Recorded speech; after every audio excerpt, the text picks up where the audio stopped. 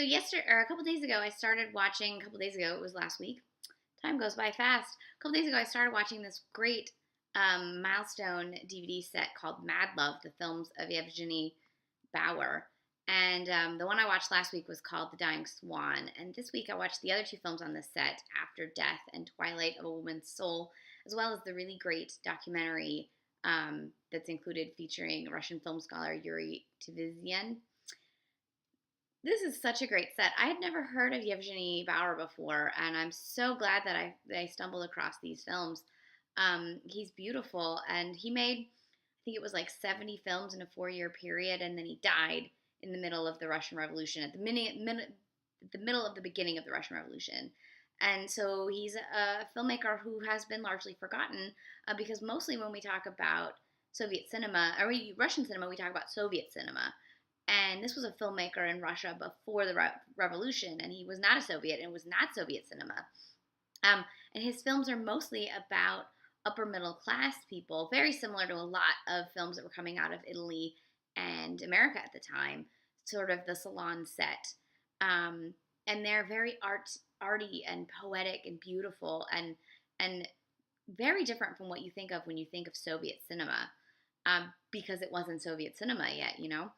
So the first one I watched was Twilight of a Woman's Soul from 1913.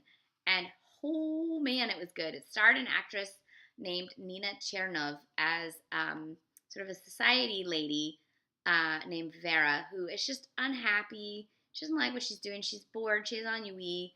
And she goes with her mother to start doing charity work.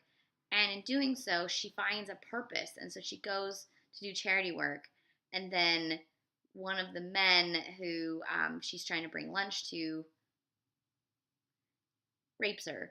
And so it's not a great picture of like upper class versus lower class. I'm not gonna say the Russian Revolution didn't happen for a reason, but she retaliates almost immediately and kills the guy. Just straight up murders his ass, and then falls in love with the prince, as you do. However, she has this huge, burden of knowing that, one, she was raped, and two, she was murdered. Although, apparently, she seems more upset about the fact that she has been deflowered than the fact that, like, it was rape and that she murdered the guy. But when she tells this to the prince, he does not react well, and things go sort of not well for them. However, and I'm going to spoil the movie, sorry, but really the plot's not the point of the movie. The beauty of the film is the point.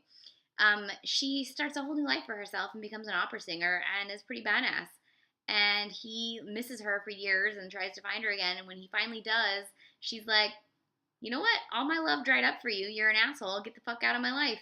And the moral of the film is like, don't be a dick. So it's beautifully shot.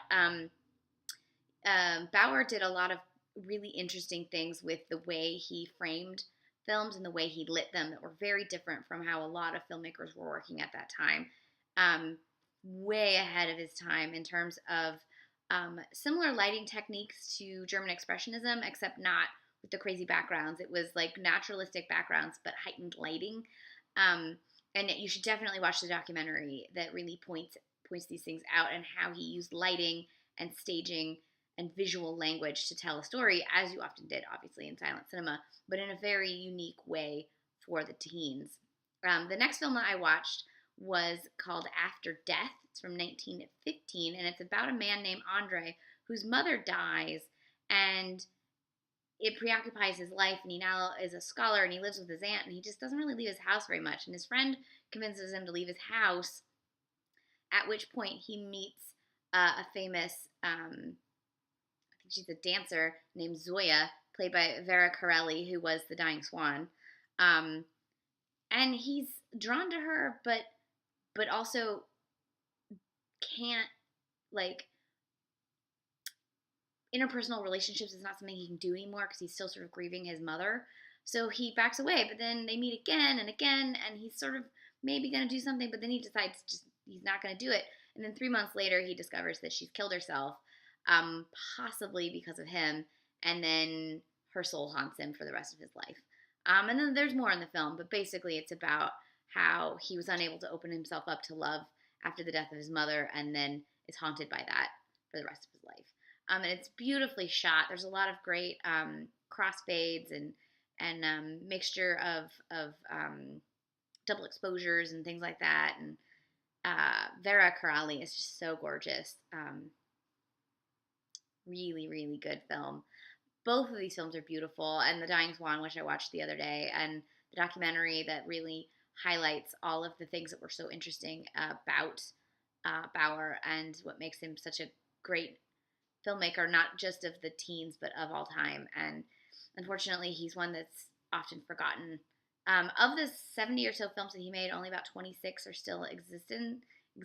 So, and the only ones, so this disc exists, and there's a handful that you can find that I intend to watch through less than the best means. So, but he's definitely a filmmaker you should check out, and he's just so fantastic. And I love the 19 teens. Like, there's such amazing cinema that came that was 100 and more years ago, and I wish more people watched it because it's so interesting and so fascinating, and there were so many diverse and wonderful creators in that era. I have the Pioneers of African American Cinema and Pioneers of Women's Cinema disc sets that I'm going to try to plow through during my vacation. I am stoked. So this was Yevgeni Bauer's After Death from 1915 and Twilight of a Woman's Soul from 1913, and I recommend both films highly.